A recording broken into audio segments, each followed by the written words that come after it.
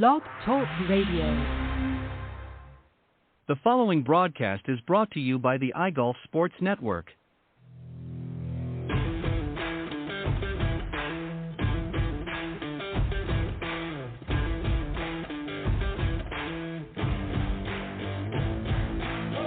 Golf Talk Live is sponsored by the iGolf Sports Network and Golf Tips Magazine. Here's Andrew to tell you more about our sponsors. iGolf Sports is a live stream broadcast and media production company providing quality programming designed to attract the golfing enthusiast. And Golf Tips, the game's most in-depth instruction magazine, including reviews on the latest equipment, tips from top teaching professionals, all designed to help you improve from tee to green. Welcome to Golf Talk Live with your host, Ted Odorico. Join Ted each week as he speaks with some of the best in golf. Sit back, relax, and listen to tonight's show. Let's join our host, Ted Odorico, as he introduces tonight's special guest. All right. Actually, good afternoon, everybody, and welcome to Golf Talk Live. Of course, I'm Ted Odorico, your humble host, and but it's actually evening for my special guest tonight, and I'll explain to you in just a moment. This is a special encore presentation of the show. Normally, my program airs live 6 to 8 p.m. Central on this network on Thursday evenings, but this particular guest is calling in actually from the UK, and we decided to put together a special presentation just for him.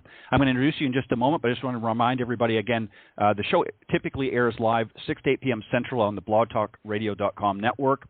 You can go there and listen live now, of course, to this presentation, and then, of course, the shows are auto-recorded, so you can go at any time when it's convenient for you and check out the on-demand section. And actually, this program, once it's completed, will be put into that archive, and you can go. So if you come partway in or you're not able to tune in at this particular time, you can just go to blogtalkradio.com/Golf Talk Live and just scroll down to the on-demand section, and you'll see it there front and center. And any of the other shows that maybe you haven't missed or haven't been able to hear along the way, you can check them out there as well.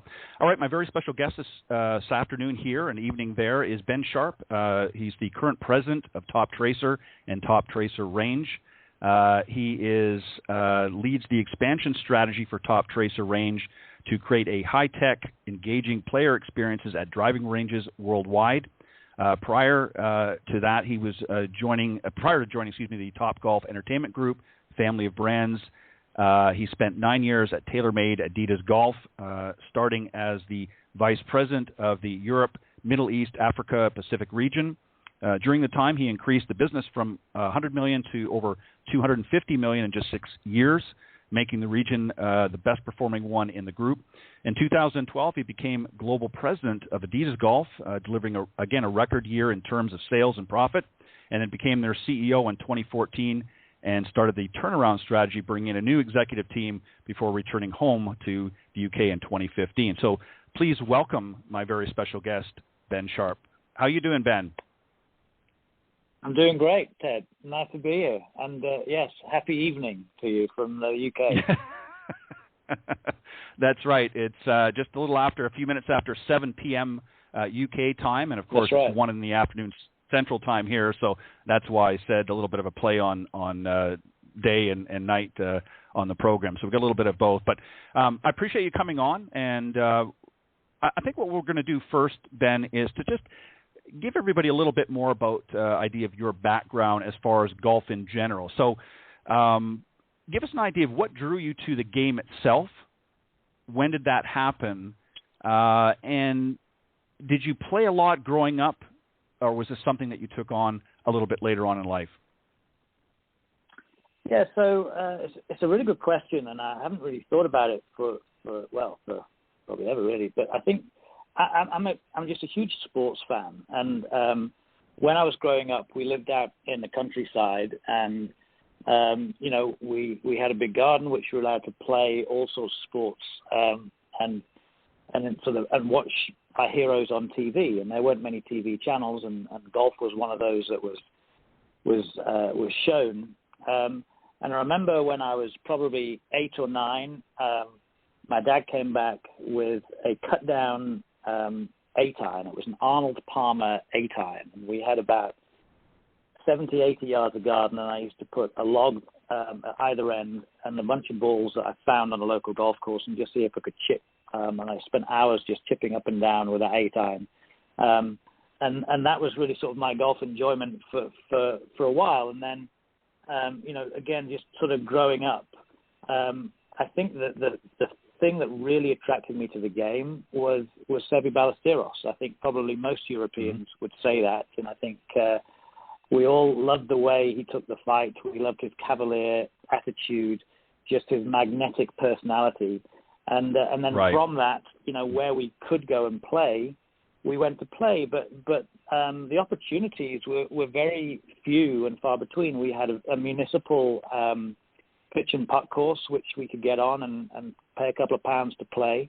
But private members clubs were quite exclusive back then, and none of my family were members. And so really being able to play and get to a level was very difficult. And I think it's still relevant today in many parts, which is why I'm super excited about the area I'm in. And really, I think the time I really took golf seriously and played a lot more was when I got into the golf industry in 2001 and ran a business called Lyle & Scott, which is an apparel company, and felt the need to play and understand the game. I think it wasn't so much about trying to be the best I could, but from work perspective to really understand the industry and understand sort of the essence of the game, the ethics of the game, and what it's all about, so I could speak, hopefully eventually with authority, with the people that I'm working with and partnering with, who are essentially golf professionals. And then through the sort of first couple of years, I was fortunate to shadow a guy called John Hales, who had a storied life in the golf industry, and he introduced me to lots of different people who are friends today. And I think the values that golf holds up is something that's very consistent with mine, and I feel I found a home. And then from that, did a number of other things, as you've mentioned, in the golf industry. But no, I think listening to your, just thinking about your question, it was a slow start based on just the accessibility of the sport. Do you think, and let me just, on a side note concerning Seve, I can assure you he was very well respected here in the U.S. as well. Of course, not around Ryder Cup time, though, because he certainly led the charge many times against Team USA. So I know that at that particular time they weren't big fans of his. But other than that, no, I'm just kidding. Yeah. He was definitely a great. I consider him to be an ambassador of the game. Just had a passion like no other for this sport. And it's a shame. We really miss him in the golf industry because he did bring a lot of passion, and he really, had a way of getting the guys, his mates on the team, if you will, really fired up. Again, even when things weren't, in some cases, weren't maybe going Europe's way, he would manage to turn it around somehow, some way. I don't know what he did, but if we could bottle it, we'd all be, multimillionaires. But it just brought so much to the game, so I can understand why he would be somebody that you would certainly look up to. Let me just sort of a follow-up question on the playing part of it. Do you think if the accessibility had have been there, let's say for you and maybe others, a little bit easier during your time growing up, is it something that you would have maybe pursued with a little bit more passion, actually playing, maybe even considering playing professional? Well, I think certainly would have played more. I remember, I think I was about 14, 15, a friend of mine joined a really nice club called Whittington Heath. It's a lovely British heathland course. And in school holidays, we used to just spend as much time at the golf course as we could. But I could only go there if I was signed in. But what a safe place it is for young kids to play. You get to learn a lot about how to behave and the protocols of the game, and right. Just two kids and two pals traipsing around playing 36 for 7-8 hours was just great fun. But the access was limited to me back then, and so I pursued a different sport, and then sort of came back to golf a lot later. But yes, I think if it was, and we'll potentially come on to it later, but through Top Golf and Toptracer, we're seeing, we're opening up this game to so many more people, and we've had some amazing success stories from people who've never played now, who have now turned professional, and that's why I'm so excited in what I'm doing right now with a company who I think can do so much more. Yeah, I couldn't agree. Just a couple of side notes I want to mention for the audience benefit. Ben, of course, my very special guest from the UK, is, and you talked a little bit about this off air, that you were an athlete growing up. In fact, you were a former British Olympian in field hockey and obviously an avid golfer with a current handicap of 4. But you also love to cheer on the Aston Villa Football Club, and I also understand you're a lover of bad jokes. We're going to get you to share one, maybe, if you can think of one that's clean, of course. We got to remember we're live, maybe towards the end. Yeah. Towards the end of the broadcast. But, so obviously you had an athleticism in your background. And, I find for people that are very, sports-minded, athletic, you can pretty much transition from one sport to another. If you're good at, obviously in football, in your case, we're talking about soccer over here. But, usually if you have that athleticism, it's pretty easy to carry it over into other sports. So it's understandable why you were able to get to a 4 handicap, I'm sure quite easily compared to others. I want to talk to you before we get into our discussion about Toptracer. I want to talk about 2020 because I think there's a lot to kind of unpack here. And obviously I'm referring to the pandemic. It was very, very difficult for so many people around the globe. Even to this day, there's still some concerns in various parts, even here in the United States. But the one sort of rising star, if you can even describe it as such, is the golf industry. Participation was up substantially in 2020 over previous years, and it was really, I guess, no pun intended, a shot in the arm for the golf industry. And we recognize the tragedies that have happened, but at the same time, we recognize that this has created an opportunity for our industry. And just to read a couple of stats out here, and then I want to get your thoughts on this, because there's some specific things I want to address. Rounds in the U.S., as an example, increased by 13%. Overall, global facilities reported an increase of 81%, and golf equipment sales went up in excess of 30%. That's a big increase. What are your thoughts there? And obviously people were cooped up and wanted to get out. Why do you think golf drew a lot of people? Was it because it was really one of the only sports or activities that we could do during this time, or were there some other factors, do you think? Yeah, I think there's many things that ultimately culminated in a perfect storm. But let's not forget the months of April and May last year, when courses were closed and the industry was incredibly concerned about what was going to happen. PGA Tour was not playing. Tours around the world were not playing. Golf facilities that have battled for a number of years were having no income. Memberships were wondering what discounts are you going to give me, which was going to sort of take away, and manufacturers were not selling equipment because everybody was locked down. So, let's not forget that it was a pretty desperate time for, 2 or 3 months, and the rebound really happened sort of May, June, and saw those incredible numbers that you've mentioned. And so, but there's two things to that. Yes, you can talk about it's allowed people to get out. Other things were closed. People still couldn't go indoors, and so they were desperate to try and find some type of recreation, and golf sort of fit the bill. I think you can also talk to the fact that golf's been in decline for a number of years prior to the pandemic. For 20 years of me being in the industry, we've been talking about how do we grow this game. So those numbers are, I'm not sure still with those numbers that we're getting back to where we were maybe 30 years ago in terms of participation, in terms of health of the sport. And But it's great that we're now here, and it's not just golfers coming back to play. It's new people playing because it's an opportunity to try something new. And the other thing as well is it's amazing. It's like the old fable: if you smile, the world smiles with you.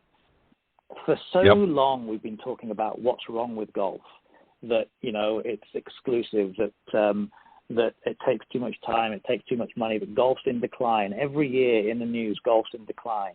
And when he starts saying things are doing really well, it's kind of like that sort of subliminal magnet that people say, well, if it's doing really well, maybe I should try it, or maybe I should get involved in it.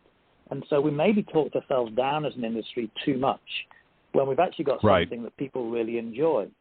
And the final thing to that is, over the last few years, we've really have innovated in what is golf.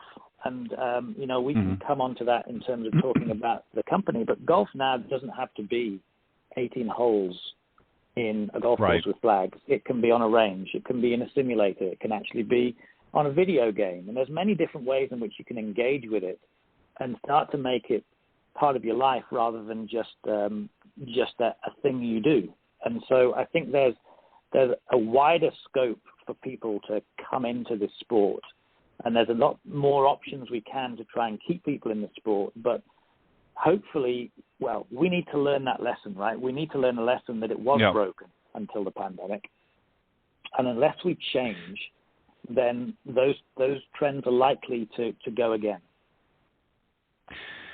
You raise a really interesting point, Ben, because you're exactly right. I've been in the golf industry for 25 plus years. I've taught golf, and I'm in it now in other areas as well.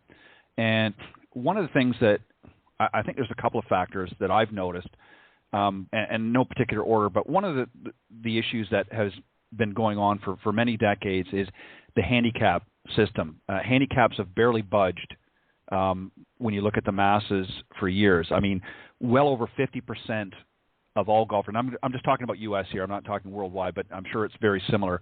But here in the U.S. as an example, 50% or more are not even breaking 100.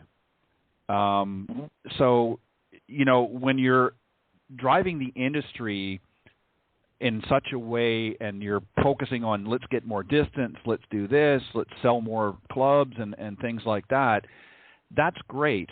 But if people are not seeing improvement, they're going to start dropping off, and it's too hard. And I think one of the things, too, that I've also noticed, and I want to get your thoughts on this. This is not really a criticism per se, but just an observation. When I think of it as a consumer, I'm going to take myself out of this from a golf professional standpoint. I'm going to just look as a straight line consumer. When I look on television and I see what golf represents, I see it at the professional level, the LPGA, the PGA, the various tours around the world. It's a very high caliber sport, very high level. I don't see Joe down the street playing golf if I'm not introduced to golf. So my exposure through media and through, other social networks is what I see at the professional level. So it sends a message to me that, hey, I'm never going to get to that level. So what's the point? Do you think that that's been part of the problem is the messaging that's out there has been tour driven, which I understand why they do it, but maybe it's also for people that were not already involved in golf, and I don't mean just professionals, but people that played golf for many decades that know and understand that there's other aspects to it, but new people, let's say, like the millennials and the Generation Z, if you will, newcomers to the game, that their exposure to golf has been at an elite level, so it's unattainable for them. I want to get your thoughts on that. Yeah, I think I'll give you two stories which I think, back up what you say. So lots of people's behaviors are based on perceptions of what they can and they can't do, or what they're allowed or not allowed to do. And yes, when you watch golf on TV, you see the best players in the world, and they are fantastic, and it's great theater. But lots of people will look at it saying, well, I tried that the other day, and there's no way I could go and do it. Now, I'll tell you a story about my dad, who he also played, a different sport at a high level, and he's a bit of a perfectionist.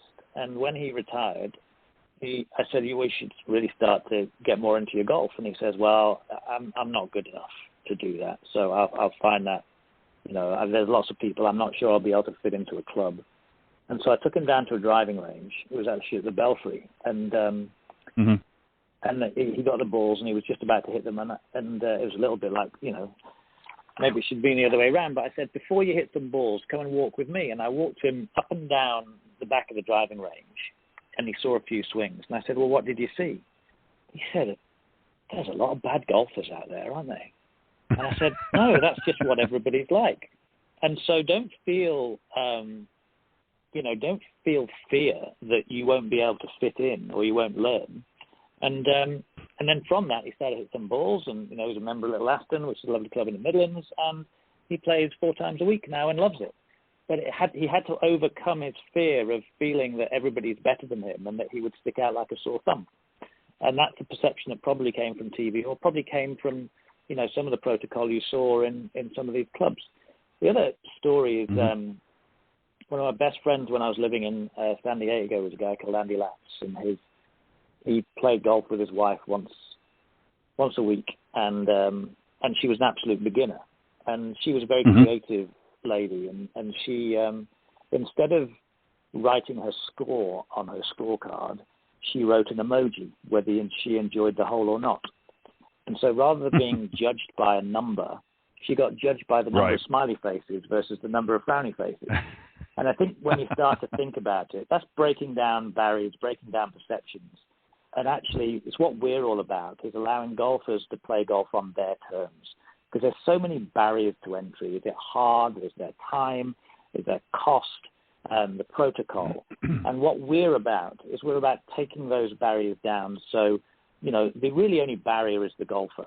And if you can allow the golfer to play it on their terms, then I think you start to win that battle. And then that's where I think this growth that we've seen through the pandemic becomes sustainable growth and protectable growth and a protectable audience.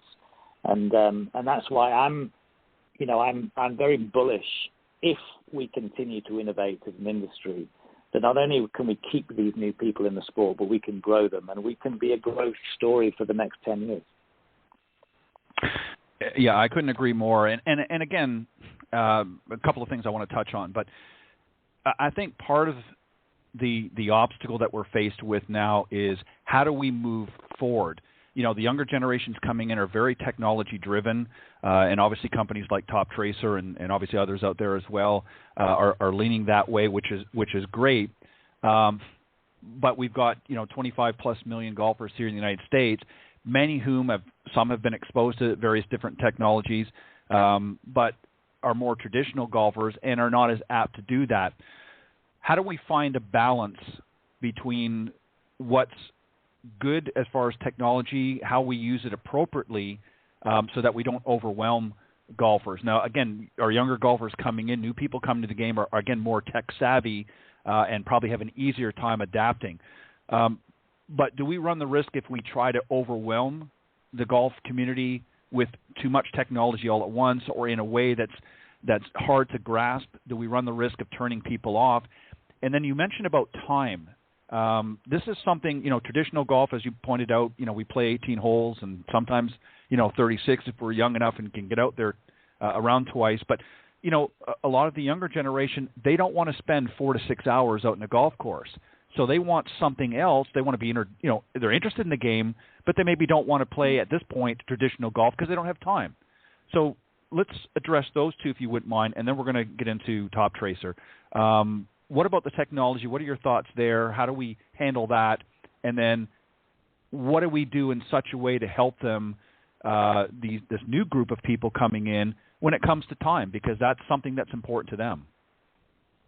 Yeah, well, I think whether people like it or they don't like it, we're in the technological age. And I think everybody, or 99% of people now walk around with a piece of technology in their pocket with their cell phone. And so people have embraced technology for a function in their lives and multiple functions. So why, and other pursuits and leisure activities and things we do in our lives have embraced technology as well, whether it's ordering a pizza, whether it's, getting a car.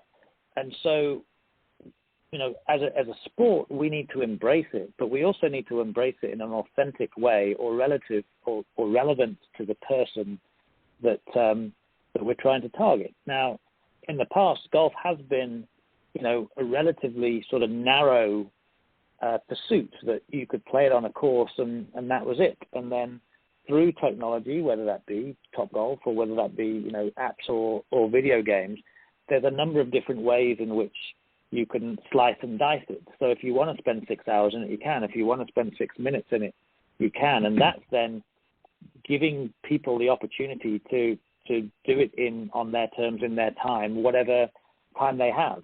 But if you really limit it to 2, 3, 4 hours, you're really limiting the window and the opportunity of people coming into your game. So I think what technology does is it gives a lot more options, and I think technology is only going to grow our game and grow in our industry more to help us achieve what we want to achieve. That was what was the other part of the question? That was the technology and the time element. Just timing. Kind of. Yeah. Mm-hmm. And so touched on that as well a little bit. That again, it depends on what you define as golf. And I think through new forms, through new technologies, golf can be many things in many ways. And you can get to playing a very storied course in a very slow 4-ball and take 5.5 hours, or you can go to a driving range and hit 30 balls and be out in 10 minutes or 15 minutes. And so I think we're trying to break down that time barrier so people can enjoy it when they have the time.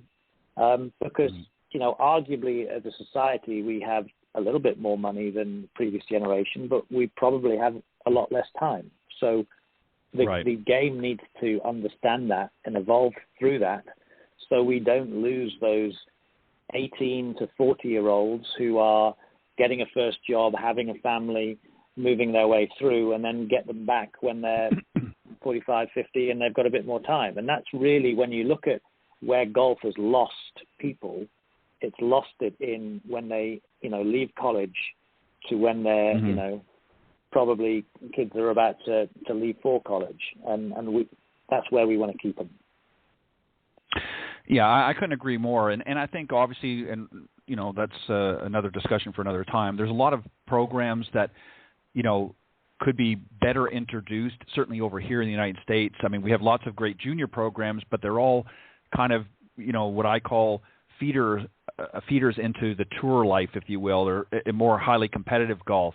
And for the average, consumer out there that maybe doesn't have aspirations of playing, collegiate or beyond, there's not really a lot of opportunities for them right now at a more grassroots level. So I'd like to see that happen. And again, we'll have that as a discussion for another time. All right, I said we were going to move on to Toptracer. So tell us a little bit about, for those that are around the golf industry, that have watched a lot of golf, understand what it is, but for those that out there that maybe are new to the game that might be listening into the show, just give us a sort of a general overview of what Toptracer is. Okay, so Ted, this is why I get really excited, because I love what we do and what we stand for. So if I may indulge, Toptracer was founded in Sweden. It was called ProTracer. It was founded by a guy called Daniel Forsgren, who's now a great friend of mine, who was watching TV and said, I can't see that white ball in the white clouds. And so I'm an engineer. I must find a solution to that problem. And so then he worked, and through his sort of knowledge of video games, he was able to find a way of using different sensors on the camera to get the data to then see the ball and then to map that on the broadcast. And that's where, ProTracer was the original ball tracing technology for golf on TV. And the company started 2006, and the first tracers in 2007, 2008, Spanish Open, then Solheim Cup.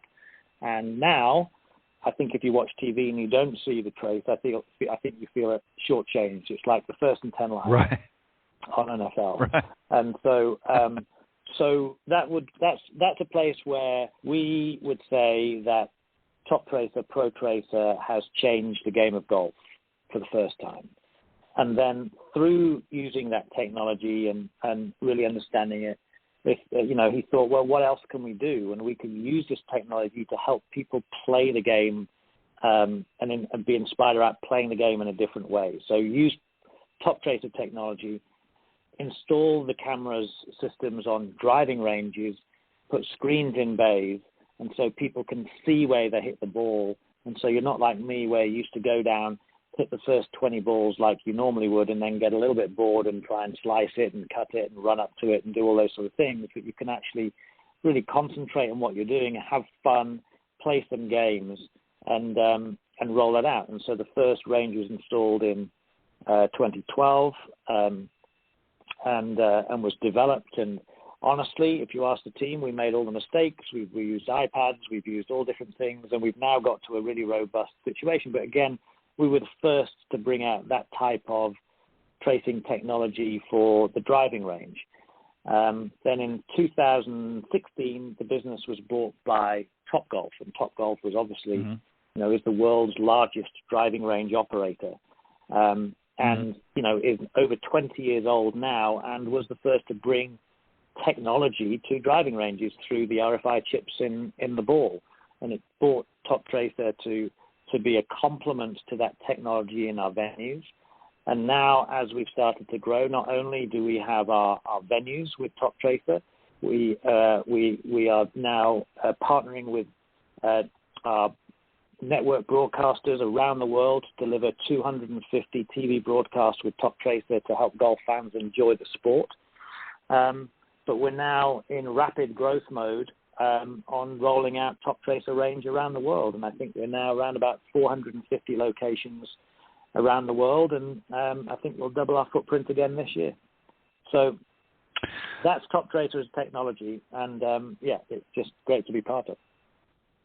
Yeah, it's a very interesting, and just very quickly, for those, again, that are a little bit newer to the game that aren't 100% sure what we're talking about, if you've watched on, as you pointed out, on the PGA Tour or whatnot, if you watch it and you see one of the players on the tee and they're hitting their shot, you'll actually be able to see the ball flight. A lot of times they'll use a blue or red line to outline the direction of the ball. So that's essentially what we're talking about.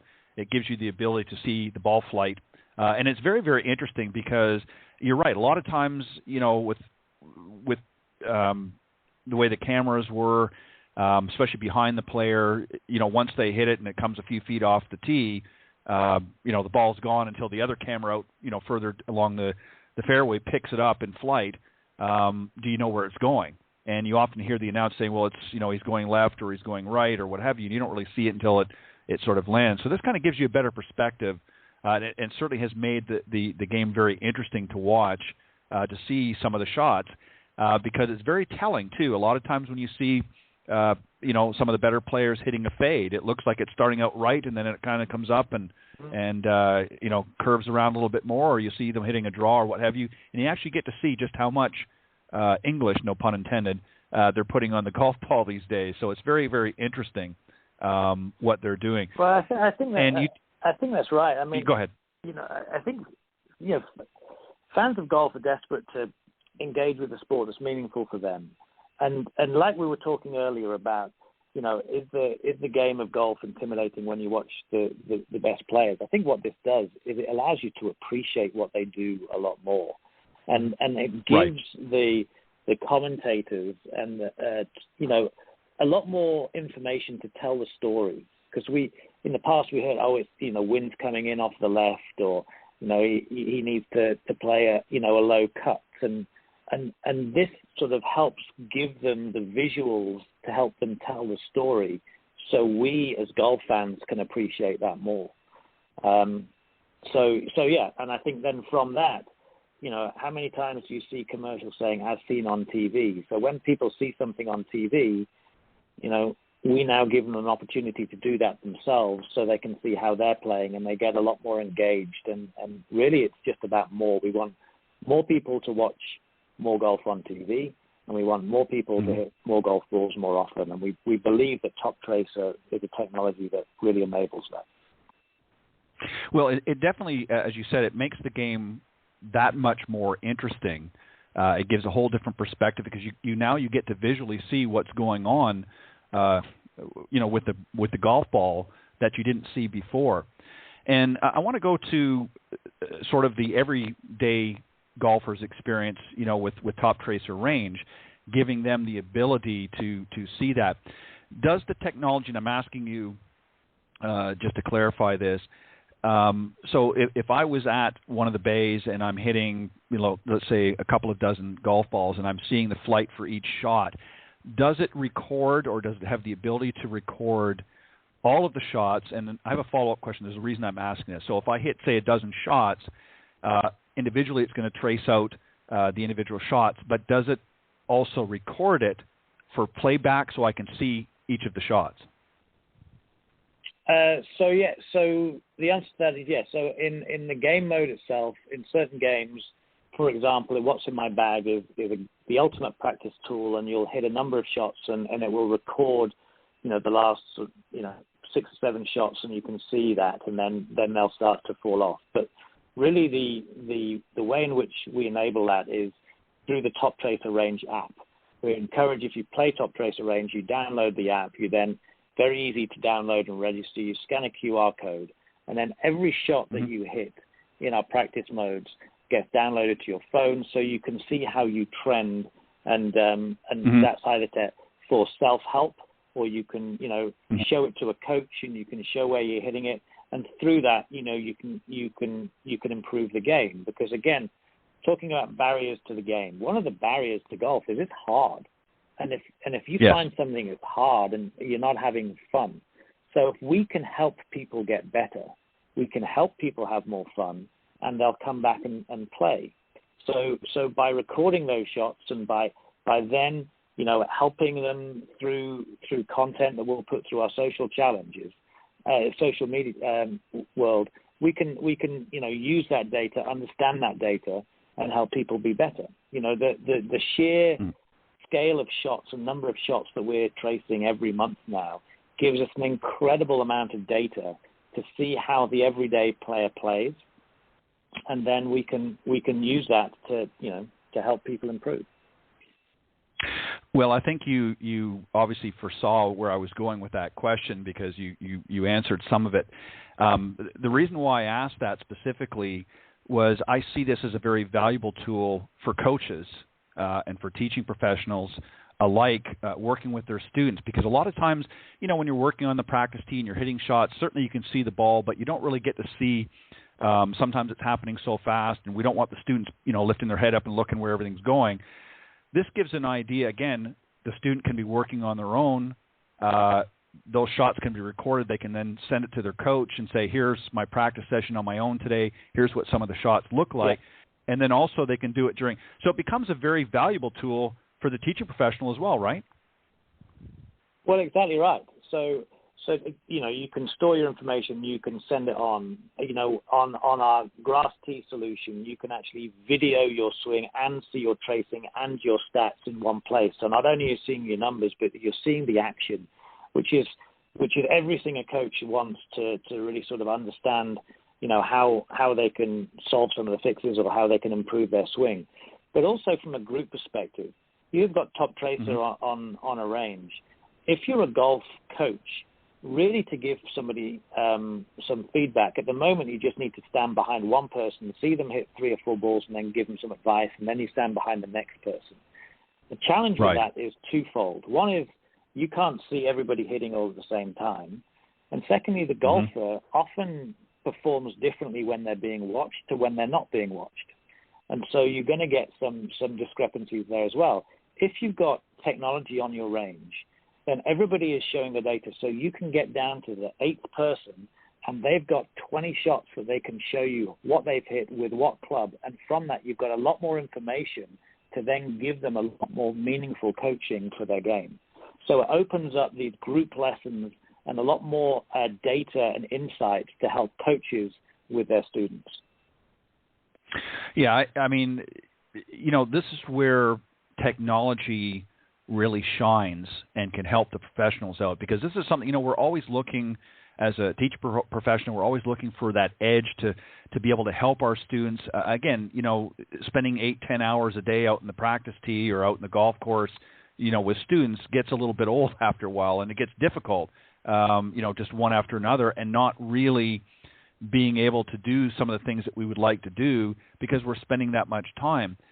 So this technology can actually help us organize as a teacher professional our sessions with various students and get more data and more information literally at our fingertips at a faster pace, so that instead of spending an hour out there having them hit 50 dozen balls and their hands are sweaty and they're tired and they're frustrated, we can kind of condense those lessons down into a shorter lesson and get more information using something like Toptracer and its various products to be able to accomplish the same thing that might have taken us a much longer period of time. Is that something that you see is going to happen and is happening right now with Toptracer? Well, and that's right. And that's really what we are about. We, through technology, and this is one example through coaching, is about how we retain people into our sport. And we retain them by making it fun to hit more golf balls, whether it be more fun through the games they play, more fun about how they can improve, more fun about how they can engage with groups and their coaches, and capturing that now. So, this boom that we've spoken about, this sort of pandemic boom that's brought more people into the game, through technology, I believe that we can keep these people in by sort of,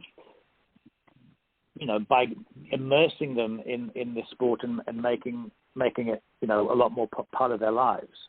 And I think, through that, maybe I'm biased. Well, of course I'm biased, but I say this from 20 years of experience in the golf industry, that I think that this Toptracer range technology is the single biggest grow the game initiative we have in our sport, because we're able to touch more people.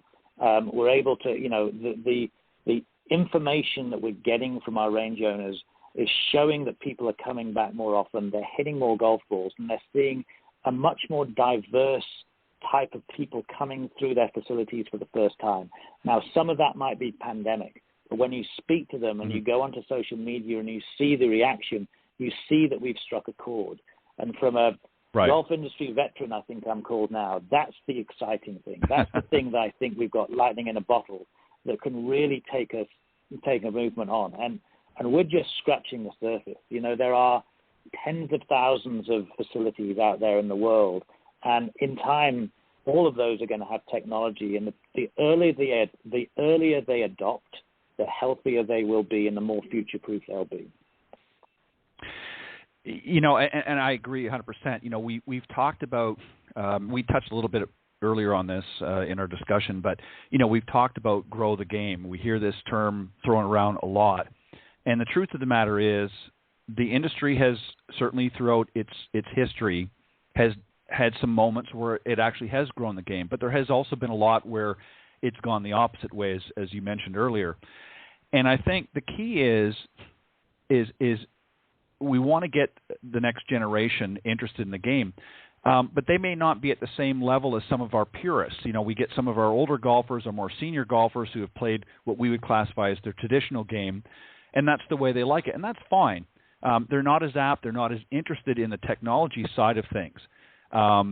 Some are, but a lot maybe aren't, because it's more challenging for them, and they're happy with the status quo. And I think, unfortunately, over the years, the industry has kind of catered specifically to that demographic in order to appease, because they were the biggest group, right?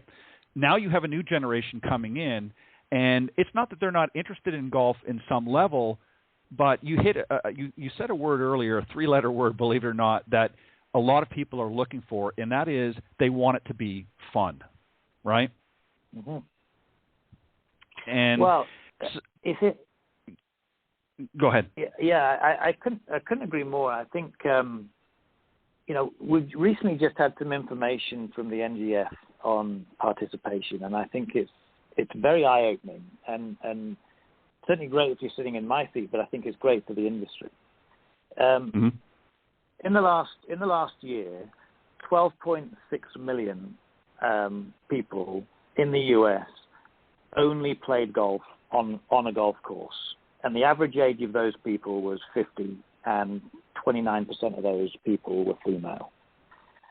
12.2 million played golf on and off the course, and the average age of those people was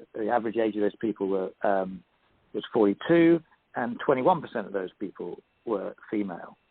But 12.1 people only played golf off course, and the average age of those people were 31, and 45% of those people were female. Talks a lot to how top golf is growing, but it also talks to range technology, Toptracer range, in breaking down some of the sort of perceptional barriers to bring people into a sport. Now, as a golf industry person, we've spoken about growing the game for long people. How do we get younger people in? How do we get more diverse people in? How do we grow the game with women?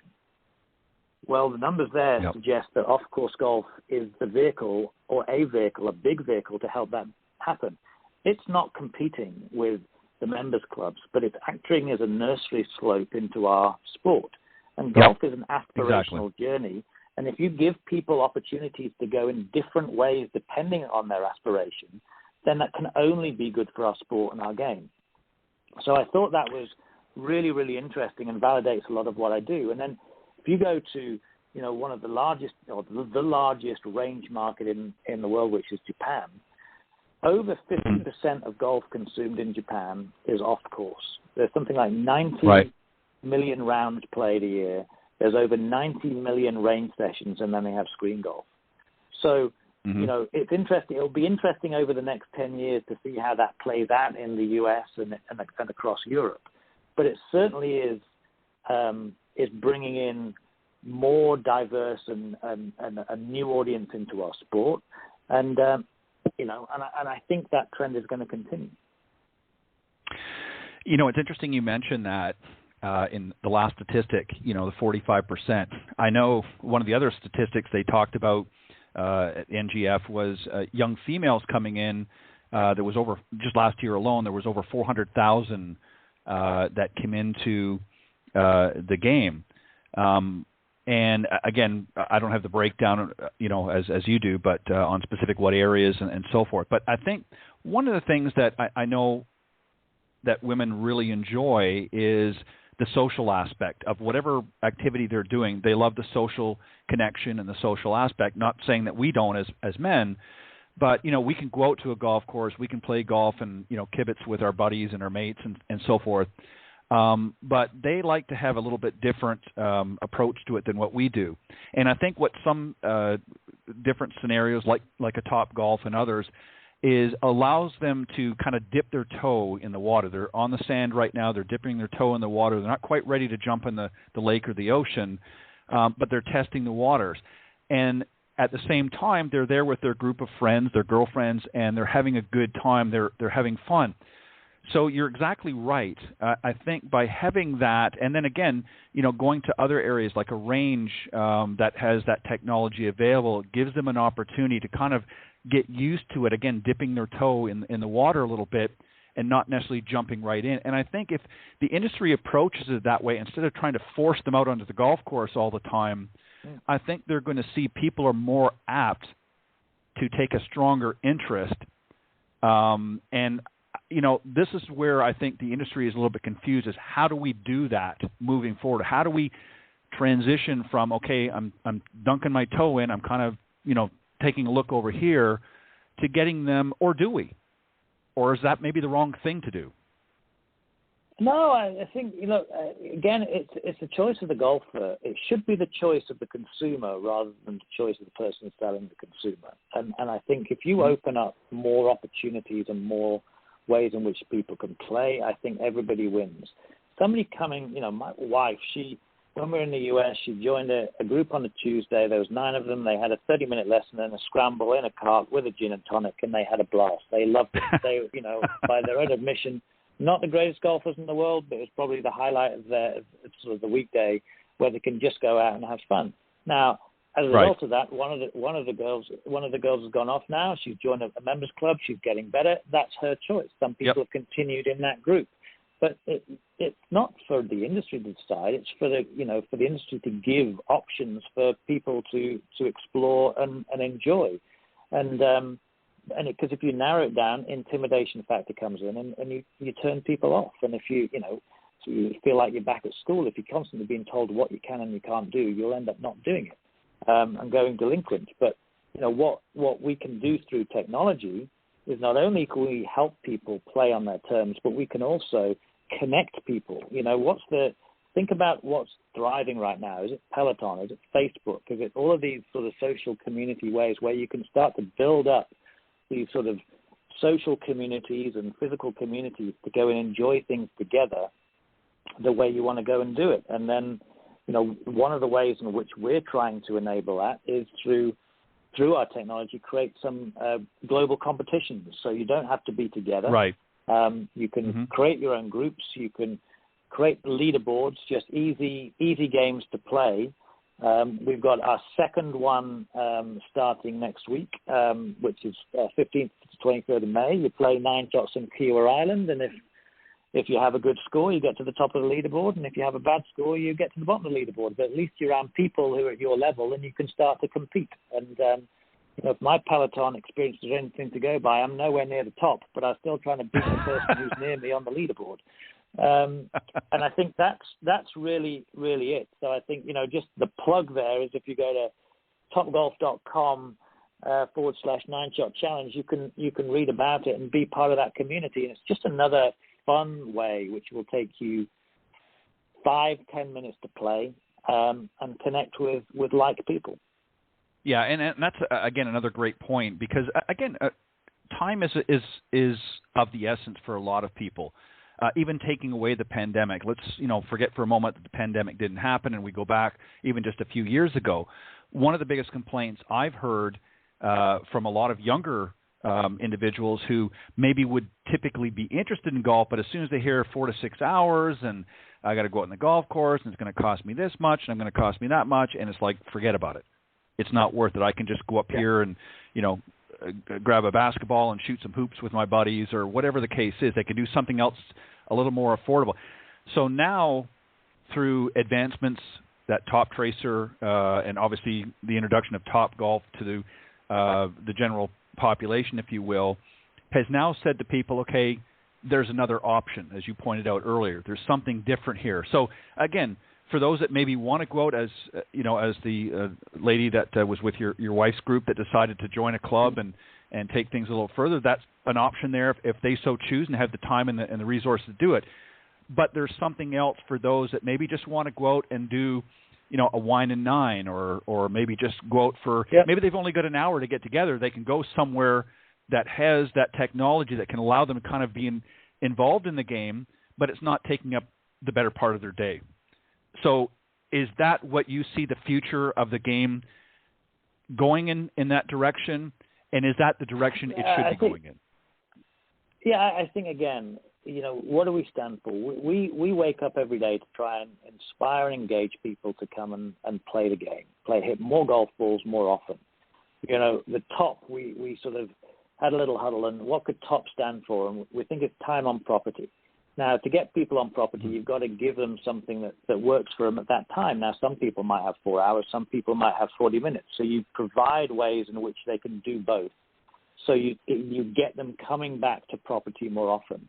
And then through that, you also, for us golf industry guys, golf isn't a job. It's a love affair. And if you can get more people feeling that it's part of them and that you want to engage, then when they're on the couch or when they're at home, they're going to be looking into the sport. They're going to be learning a bit more. Well, how can I get better? And if we can provide data and we can provide content that helps them do that, then that's going to get them back on property the next time more than they do. Now, if people say, well, this is a 4-6 hour thing, they may still play, but they're going to play 3 or 4 times a year. We want these guys to come and engage in our sport, at least every week, because then it's part of them.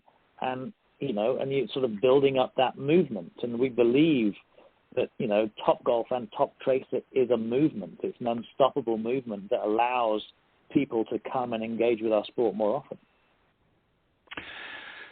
Let me ask you about even the younger generation. I mentioned earlier, with so many other sports are entrenched in the school systems here in the United States, as I'm sure they're over in the UK. Golf is not one of them. Certainly at maybe high school in some cases or even collegiate level is where most people, unless their family, whether their parents or other family members have introduced them to golf, are not really introduced. Do you see an opportunity through technology that you're working with right now of integrating golf into a school system as a way of introducing younger golfers to the game? I mean, I think it's we were saying no-brainer, because if you think about what else golf can teach, the younger generation, and as we move into a digital world, some people can become very insular and lose some of the sort of social skills that are very important that they need in life. And I think golf can teach a lot of that. And if you think about just a classroom of 20, 25 kids, you go down to your local driving range and you can have a lesson around golf there. And before, when it was just about hitting balls, it's difficult. But through the games that we play, you can do a number of things, and you can teach a number of life skills and a number of academic skills through playing golf on a driving range. My daughter is growing up. She's 10 now, but we have a game called Go Fish, which you just turn the range into a virtual ocean and you whack it there, and whatever you hit, you get a fish. Now, you can learn about the different types of fish. You can add them together. You can do all that sort of stuff. But I think, one thing, there's the perception around golf for young kids that we're trying to break that down, that it is fun and it is something you can enjoy. And through that, you can learn a lot of life skills as well. So I think it's a great, it's a big thing that we as a society need to try and, certainly a golfing society, need to try and encourage, because I think we'll all benefit from it. Well, again, the reason why I asked that is, again, one of the issues that the school systems typically have is logistics. Not all of them are in a position. I mean, the teachers aren't in a position to haul, 20, 25, or 30 kids, depending on the size of the class, to a local facility, gain access, have the equipment and things like that. Whereas with some of the technology that you're able to utilize through, a company like Toptracer, they can actually bring that technology in the school for very relatively inexpensive, so that the kids don't even have to leave. They can have a bay that they can set up. So now they can, again, utilize those games through different classes and do different things for educational purposes. But now at least they're getting a taste of the game.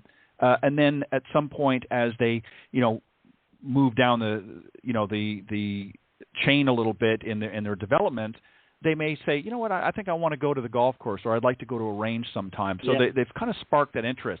And see, that's what the problem is right now here, at least in the U.S., is we don't have that at a very young level.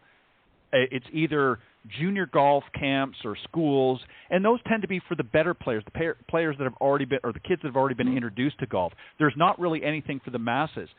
Do you see that as an opportunity? Again, not to take away from going to the range. I think that's great for systems that maybe can do that. But there's a lot of them out there that don't, especially in the inner cities and that don't have that ability. That may be another way to bring golf into the school system at a very inexpensive way, and give them access to, again, a whole myriad of different things, and using it for different purposes as well. Is that something that you could also see becoming a possibility in the near future, perhaps?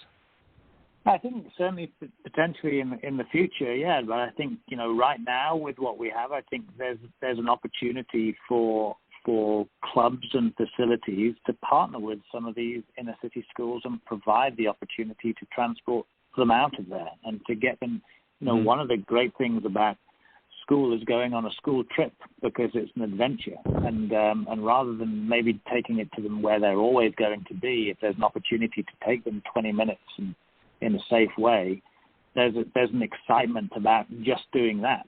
And if that's attached to the sport, then you'll have a very positive perception of what we do. And from a facilities perspective, everybody is, well, maybe not so much in pandemic days, but it will come again. Everybody is always looking for new members, and it's a lot. There's probably a lot easier to get mom and dad if son or daughter are telling you we need to go and play golf. Yeah, I couldn't agree more. I think, again, it goes to what you alluded to earlier, and that is it's really a choice on how they want to, tackle golf from a consumer standpoint. It's what the consumer really wants. So obviously, there's again, give them multiple choices for those that are, I'm like you. I mean, I growing up as a youngster, I always enjoyed, leaving the school for, maybe an hour to a shop class or something of that nature. So it was always fun. It was, the bus ride was great, and you yacked it up with your friends and whatever until you got there and you did the work and then you came back. So I think that's a great opportunity. And I think also for cases where maybe that isn't as ideal or the ability isn't there, bring it into the school as well. It could be another option. And I think the main thing, I guess, is we need to move this forward. We've been talking about things similar to this for decades in the golf. How do we, grow the game? How do we do all of these things? And that's one area that I think golf has really lapsed in, at least from what I've seen in 20 or 30 years, is not, they focus on the collegiate level and, like I said, even in some high schools, but it's very sparse in many cases. Other than that, most schools, at least here in the United States, have very little exposure to golf. And if it is, what they do have is, again, at a higher level, and it's not accessible to, if you've got a school of 500 kids and maybe 8 of them are on the golf team, that's it. So we need to find so how do we move the ball forward? What do we do as an industry? What can we do as an industry to take, number one, advantage of this sort of new surgence of interest in golf thanks to the pandemic? How do we move that ball forward and not lose this opportunity? What do we need to do as an industry? Well, I think let's learn from where we were, because we were looking down at our navel thinking how we're going to grow this sport, and who'd have thought that a great pandemic was going to be the answer to our problems. There were lots of great grow the game initiatives. There were a lot of engagement initiatives, but they were very targeted at a smaller group rather than looking at the bigger idea and the bigger audience. And so the first thing I think we've got to do is let's be curious, and let's not just think that what we have today is going to serve us well for the next 20 years. Let's be curious and think about what is it? What's the problem that the consumer, that the golfer is asking us to solve? And let's just try and find a way that through technology and through our great game, we can solve that problem. And that problem will evolve, and the answer to that problem will be different.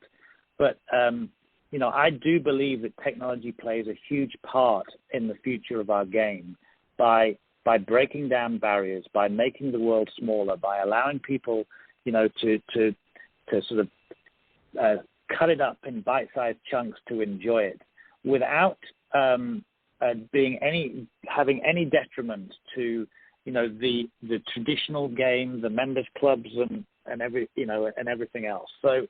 So I think it's a mindset. I think growth is a mindset rather than an initiative, and the mindset is who are we trying to attract? Knowing that is a very diverse group who have diverse needs, and making sure that we are not one size fits all, but we are listening and providing what they need.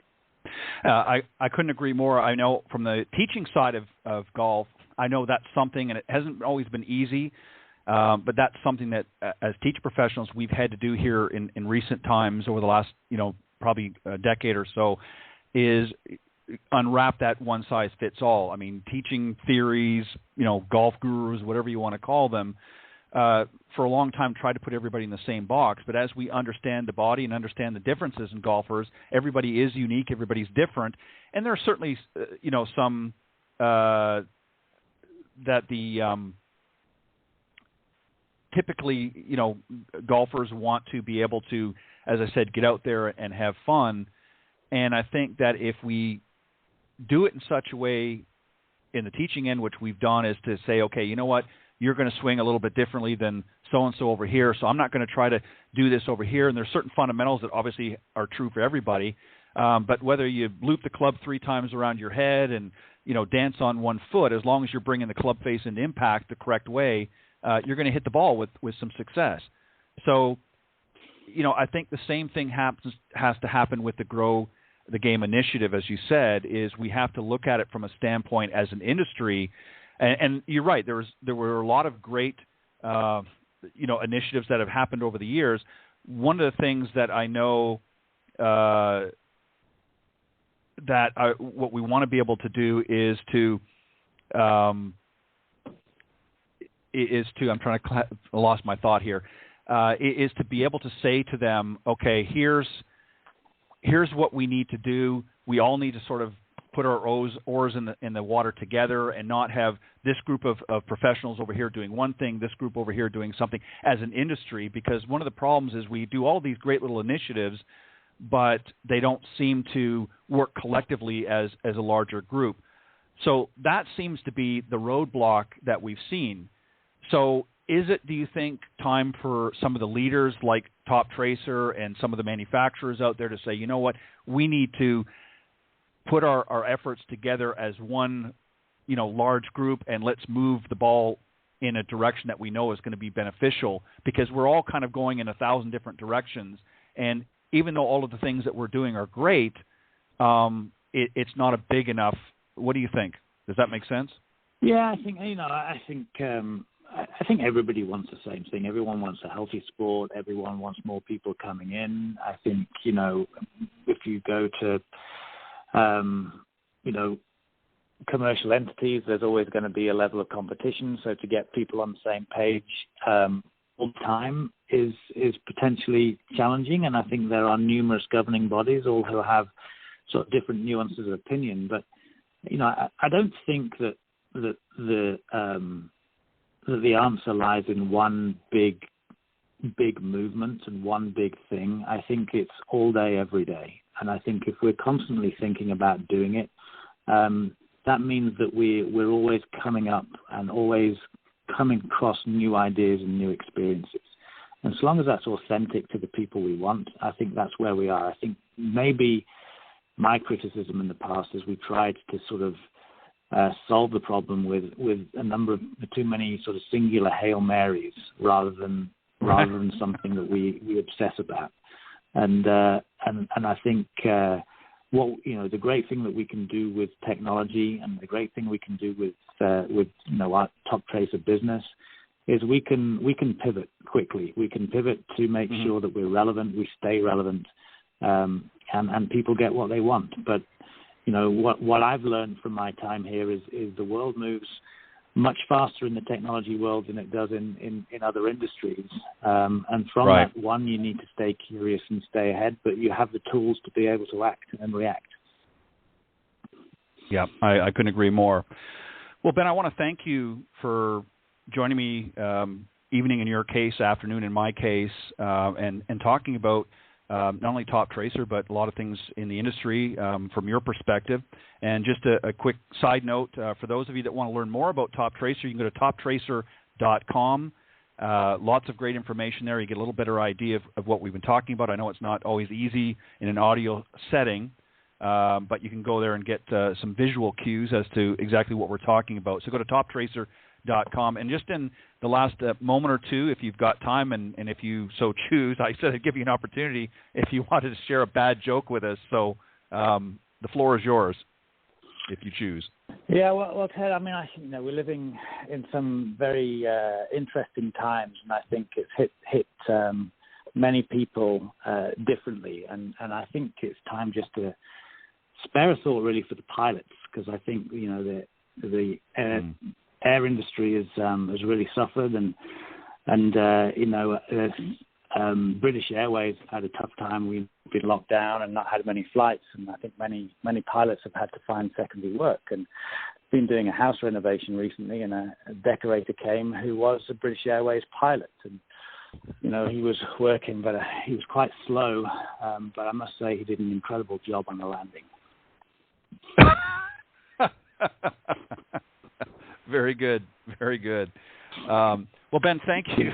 Thank you very much for sharing your experience in the game. I think you're hit every point right on the head. I think it was spot on, as they say, and I think it's going to be exciting to see what happens. And I hope you're right. I hope that we, use this opportunity wisely and don't let it slip through our fingers as we have in the past. And I think that Toptracer is certainly on the cutting edge of the future of the game. And I want to wish both you and obviously that organization much continued success. And I appreciate you spending time today with my audience. Thanks, Ted. Appreciate it. I look forward to seeing you soon. All right. Have a great rest of your evening, and I hope you'll come back and join me sometime. Okay. Bye now. Bye. All right. That was my very special guest. We ran a few minutes over time. My apologies. Ben Sharpe, president of Toptracer and Toptracer Range. Again, you can go to toptracer.com to get more information. But very interesting discussion. He shared a lot of great information about the future game and currently what's going on in the game and some of the growth that's happened over this last year, as I've talked about a little bit on the show as well in recent months. So it behooves, if you will, for a term to use, in having this industry come together and finding ways that we can all work together. And I've said that many, many times, both on and off air, that we need to find a way that the industry really works together and moving in a direction and not just, a sort of one thing here and one thing there. And that was what I was trying to say earlier. And obviously didn't do a great job in getting that out, but that's essentially what I was getting at. But I appreciate my very special guest, Ben Sharpe, president of Toptracer and Toptracer Range. Thank you, Ben, for coming on and joining me on the special Encore presentation of Golf Talk Live. And for those of you tuning in, my regular show will be tomorrow. We'll have another great guest tomorrow evening from 6 to 8 p.m. Central here on the blogtalkradio.com network. And that'll be a full program, a full 2-hour program, and that will be preceded with the Coach's Corner segment, which is a great panel discussion, followed by another interesting guest. I hope you'll join me for that. So go to blogtalkradio.com/Golf Talk Live tomorrow evening from 6 to 8 p.m. Central. We'll be there live. But in the meantime, if you want to listen to today's show, if you're joining us a little bit later, you can go to that link and you can just scroll down to the on-demand section. You can hear some of the previous shows, and then shortly here, once we wrap up in probably about 30 minutes or so, you'll see this broadcast will be there as well, right at the very top. So if you missed it, you can go back and listen to it in its entirety there in the auto-recorded version. All right. Thanks, guys, and I will see you tomorrow night. God bless everybody, and thank you for joining me on the special Encore presentation of Golf Talk Live.